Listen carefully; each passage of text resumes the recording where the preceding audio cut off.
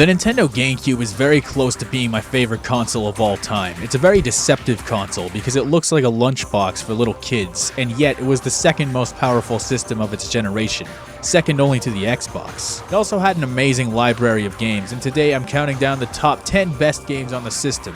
Now, I've excluded multi-plats from the list, with the exception being games that were only on other Nintendo systems for whatever reason. I've excluded the Zelda Collector's Edition because it's cheating, and neither Metroid Prime 1 or 2 are on the list because I never fully played them.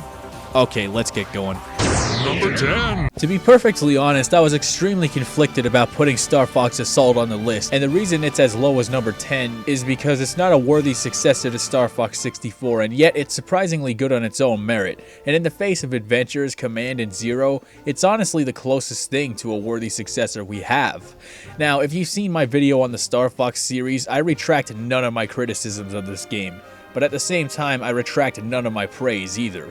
The music is absolutely beautiful beyond compare, the graphics are great, and the game maintains 60 FPS. The voice acting, albeit goofy at times, is leagues ahead of Star Fox Adventures. And objectively, it's actually surprisingly good. The movement options are there, the barrel roll, somersault, U-turn, charge shot, all that. It also added new things, like those missions where you run around on foot. Those are actually the coolest parts of the game because you can hop into different vehicles that are on the map. The controls on foot are a little janky and tricky to get used to, but once you do, it's actually pretty great. The game's story follows the Star Fox crew fighting a race of evil space insects called the Aporoids. There's no Andross or anything like that, but there are still remnants of his legacy. You got his nephew Andrew running an attack, you got the remainder of Star Wolf, and you got Pigma, who was excommunicated. The tone of the game, though it's closer to what you'd expect than Adventures was, is a bit darker and less subtle than Star Fox 64, which doesn't always work. It can be pretty melodramatic at times, but nevertheless, it deserves a spot on the list because it's the closest thing to a proper sequel to 64, and I needed something to put here besides multiplats.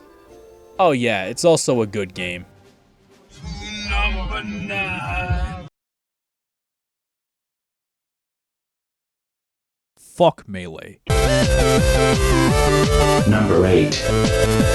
Animal Forest is a Nintendo 64 game about an innocent child who has to pay off his debt to a sick, demented serial murderer. It was so unspeakably evil that it was only released in Japan.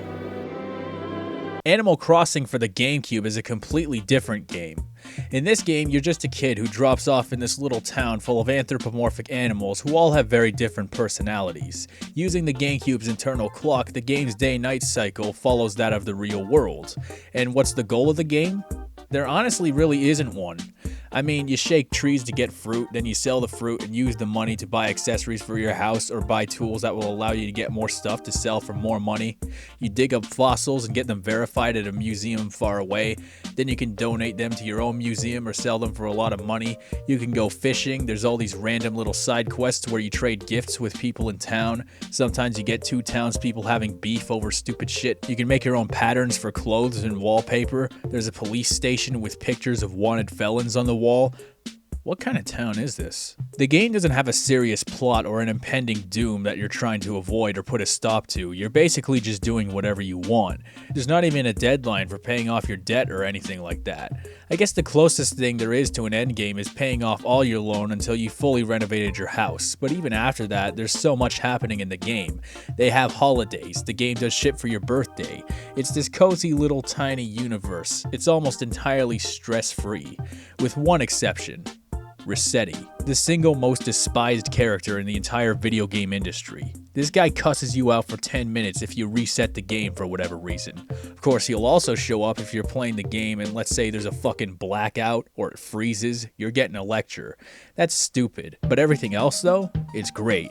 It's a very therapeutic game. You don't have any reason to worry about anything. Animal Crossing is not a race to the end. It's a game where you stop and smell the flowers. It's a small virtual world where you go at your own pace and no one can force you to do otherwise. It's also a strangely social video game too. If other people make their own files, they inhabit the same world you do, and any changes you made to the world would affect their lives and vice versa. Let's say you're a kid with siblings. You gotta wake up before everyone else to get all the fruit from the trees before everyone else. I have distinct memories of shit like this happening when I was very young.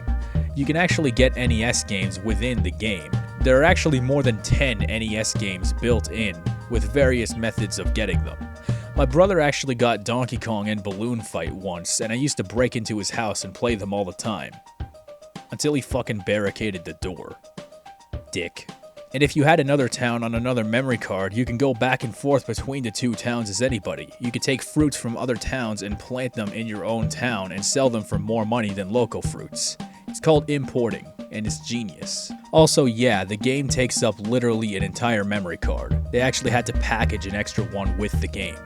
To this day, I still haven't seen everything this game has to offer. Just the other night, I was up at 2 AM unable to fall asleep, so I just fired up the game again, and I found a fucking ghost.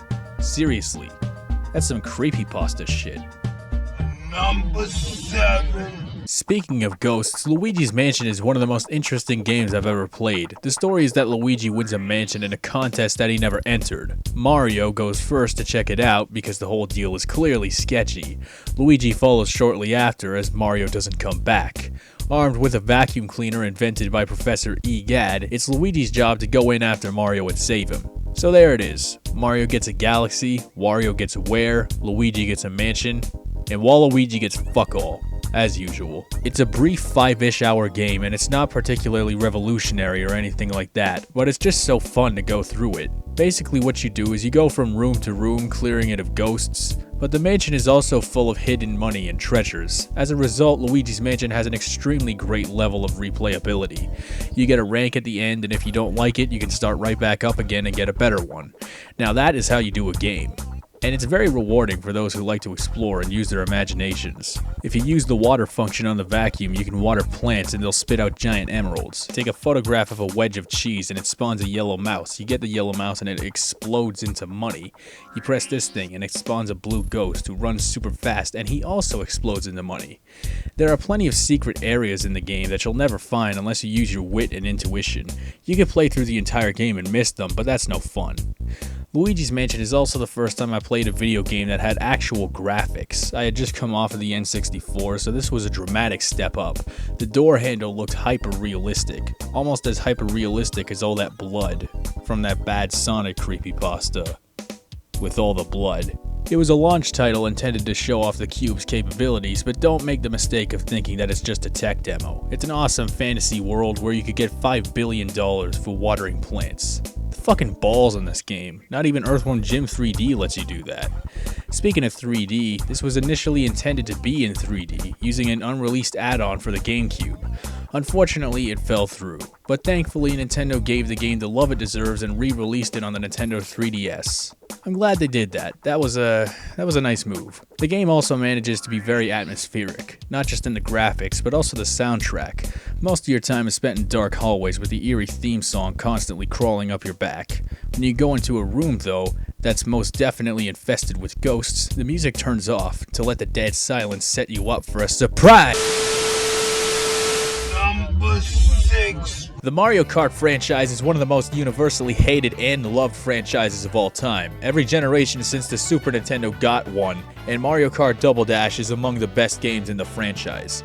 Like usual, Mario Kart is a racing game where you actively try to inflict horrific and crippling injuries upon all the other racers for the sake of winning. What separates this game from all the others in the series is that you have two racers in one kart. One of them uses items while the other one drives, and it actually does make a difference. There's a real sense of weight to the characters you choose, especially when it comes to turning and drifting. It also depends on the type of car you choose. Yeah, this was the first game in the series that let you choose different cars. Remember Mario Kart 64 where everyone just picks Yoshi because he's almost scientifically the best character in the game? It's not that simple in this game, there's a little more thought to be had. The physics in this game are quite a bit different from most Mario Kart games. If I'm being completely honest, I almost prefer this game's physics to the other ones. I honestly prefer the way drifting works in this game to most of the others. Another thing that separates this game from a lot of the others is the special weapons. Each pair of characters has their own special items that are unique to them, and are more devastating than most. Bowser has a giant Koopa shell, the Wario Bros throw bombs at people, the babies get a fucking chain chomp, which doesn't make sense to me, but whatever works, I guess. It also has some pretty great tracks. You got Rainbow Road, which in this game is the definition of insanity. You got DK Mountain, where you just blast through a giant barrel. You got Peach Beach, which features a giant penis for some reason. You got Waluigi Stadium. You got Waluigi's Waluigi, which already puts it above Mario Kart 7. This game is amazing. It also has some of the best music in the series. To be perfectly honest, I think the only game that rivals Double Dash would have to be Mario Kart 8, but otherwise, it would be the best in the series. One of the most magical video game franchises of all time is The Legend of Zelda. Every single Nintendo system gets at least one of these, and they almost always show up near the top of every console-specific list. Twilight Princess is a very beautiful game that has no issue with continuing that trend. But it's also much like any other game in the series. In terms of gameplay, it was intended to be made in the same vein as the N64 titles, but at the same time, it's also a much more audacious and dark take on Zelda, not unlike Majora's Mask. It's not quite as subtle as Majora's Mask, but it works to its benefit. It's a very emotional video game. Despite its darker tone, the game has plenty of fun characters and moments. It lost almost none of what made the previous Zelda games great.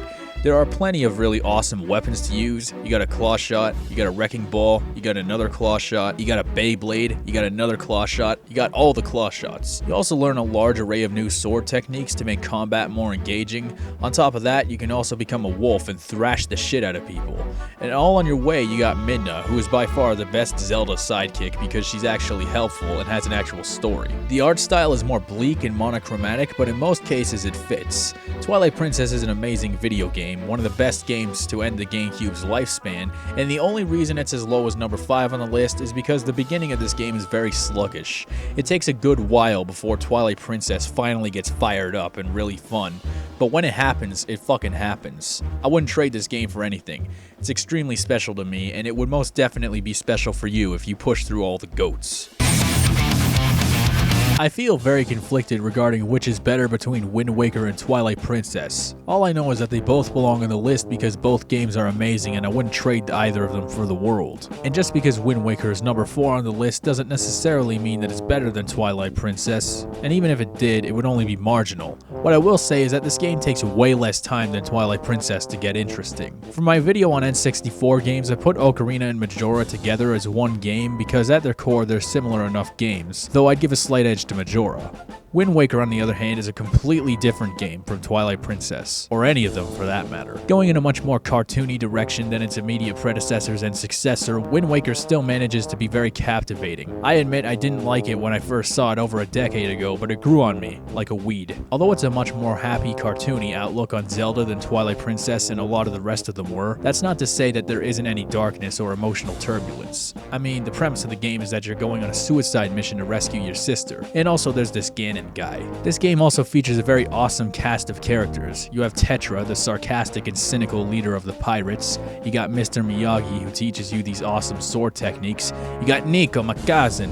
You got this kid who makes me never want to eat food again, and many more. One of the most interesting things about this game is your method of travel. Rather than traveling on horseback across Hyrule Field, instead you find yourself sailing across great distances to other islands. There are times where you can even put the controller down and just go along for the ride. Those are pretty sweet. And despite the new aesthetic and travel method, the game is very Zelda. You will not be disappointed. Pikmin and Pikmin 2 are two of the greatest and most unique games ever made. Now I just want to start by saying I don't know shit about RTS games. Whenever I even hear the term, I immediately think of StarCraft, which makes me think of Blizzard, which makes me want to slash my wrists. But I do like Pikmin. I love this shit, in fact. It's amazing. Basically what you do is you start the game out with one Pikmin, then you use it to carry nutrients to the Pikmin mothership, which spits out more Pikmin. As you gain more Pikmin, you can carry bigger things and get even more, even faster. But you also use the Pikmin to find dislodged spaceship components in the first game, or lucrative treasures in the second game. The first game has a time limit which increased the tension, but the second game was vastly more expansive in terms of both the game's world and the game's mechanics. They upgrade from the basic red, yellow, blue to white and purple. I might have said Pikmin 2 is better, but both games are incredible and similar enough that I have no issue counting them together. Not to mention you should probably play the first one first, just because that's what people do. When you think about it, there's a really cool symbiotic relationship between Olimar and the Pikmin. It's clear that the Pikmin are fierce creatures capable of causing a lot of damage, but they're not coordinated or intelligent enough to thrive on their own. On the flip side, Olimar, who is shown to be a very knowledgeable person, particularly with regards to zoology, doesn't have the physical capabilities of survival that the Pikmin do. So they really do need each other in a way. Pikmin is also incredibly atmospheric. The music is mostly in the background. It is so contextually appropriate. When you get into a fight, it starts adding percussion. When you're not, it's just mellow. And visually, the game is very pretty. Now obviously there are games today with higher resolution textures and super round character models, but this is one of those weird games that trapezes the fine line between realism and a more cartoony look, which somehow manages to hold up solidly even today. Pikmin 2 is especially lifelike because of its use of actual brand name items like Duracell batteries, which even though they're obviously product placements, still manage to make the game feel more earthly. The characters are also surprisingly well written. These aren't story-driven games, but they do have notes and journal entries and things of that nature, which are full of personality and really give you a sense of what kind of people they are, which makes it a surprisingly human game. Like Luigi's Mansion, it was initially intended to demonstrate the GameCube's capabilities, and yeah, it was pretty impressive to see 100 Pikmin on the screen at once without any frame rate dips. But don't make the mistake of thinking that it's just a tech demo. They're incredibly fun games that not only require you to think on your feet, but also require meticulous planning to allow the best results. I sincerely hope that we'll see a Pikmin 4. Super Mario Sunshine is high in the running for my favorite 3D Mario game, period. What makes this game truly special is how insane the movement options are. Unlike the other Mario games where you get a bunch of power-ups, this game comes down entirely to your reflexes and intuition. And when you learn how to weaponize the core mechanics of the game, you can become unstoppable. What I love about Sunshine is that it follows in Mario 64's footsteps by having a particular focus on movement instead of supplementing the core mechanics with contextually sensitive power-ups. Check this out. Using only the default hover nozzle, I made it up here. Now look what happens.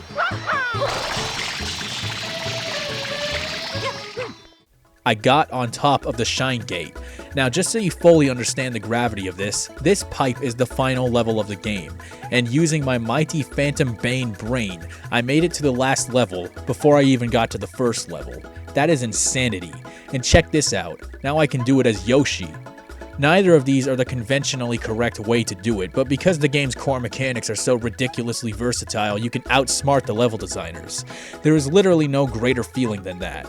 And if you look at speedruns of this game, they are simply out of control. Honestly, this kind of mechanical versatility is one of the best things about Mario Sunshine, and it's at a level that's rivaled only by Super Mario 64. One of my other favorite games is Banjo-Tooie, and that is largely because in the same way you have a vast amount of tools to the point where a lot of things can warrant different solutions. Now, unlike Super Mario 64, mind you, this is not exactly an easy game. It's rough, but it's rough within reason. Except the pachinko, I fucking hate the pachinko. Super Mario Sunshine also takes place in a beautiful, cohesive world. From every level in the game, you can see a bit of another level off in the distance, which grants the game an exceptional sense of unity. In stark contrast to many of the other Mario games in which the levels have a bad habit of genericism and a feeling of being thematically disjointed. Every level feels like it belongs. One of the most amazing things about this game is how layered the levels can be. You have the hotel, which has 3 floors, and an attic, and a casino. You got the Pianta Village, where there's this main area, there's the underside with all the mushrooms, and there's the treetops, where you're the king of the fucking world. And visually, the game is just beautiful. Just look at the night sky in Pianta Village. Just look at the Serena Beach Hotel.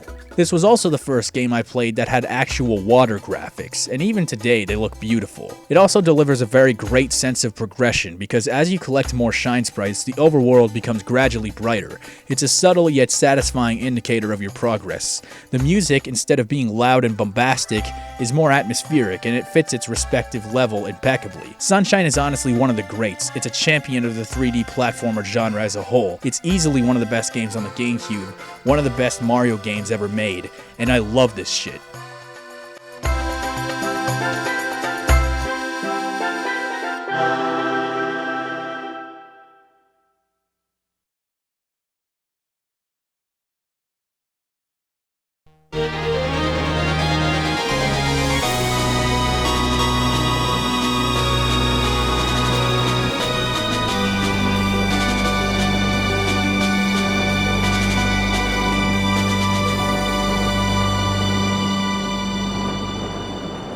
How do you describe Thousand Year Door? Well, if you played the original Paper Mario, you'll be instantly familiar with the overall system.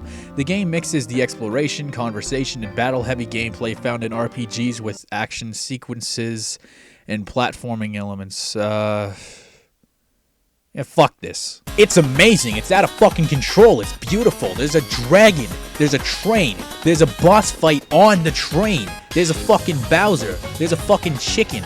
There's a fucking pit of 100 trials where you level up 18 times and lose it all to a flower. The music is a fucking crack cocaine orgasm for your ear holes. The art style and characters are so full of charm. The game breathes personality and eats drama. There are so many defining moments in this game that I can't even remember them all off the top of my head. And every time I come back to it, I discover something new. In fact, they put so much soul into this game that I honestly think they ran out of soul. The story is amazing. The battle system is actually fun. It has enormous replay value and it kicks fucking ass. It managed to surpass its already ludicrously amazing predecessor and has become a monument to the phrase Mario RPG. If I made a list of my favorite games in general, this is top 5, easily. And I have zero reservations about saying that this is the best game on the GameCube, and if I was a dictator, everyone would be forced to play this game. In fact, since this game has no other ports on any other system, it alone warrants owning a GameCube. I'm serious. Now, I'm really sorry that I didn't give Metroid Prime any love. Everybody says that's the best game on the Cube, period. So obviously my list is a piece of shit. Thank you for watching, everybody.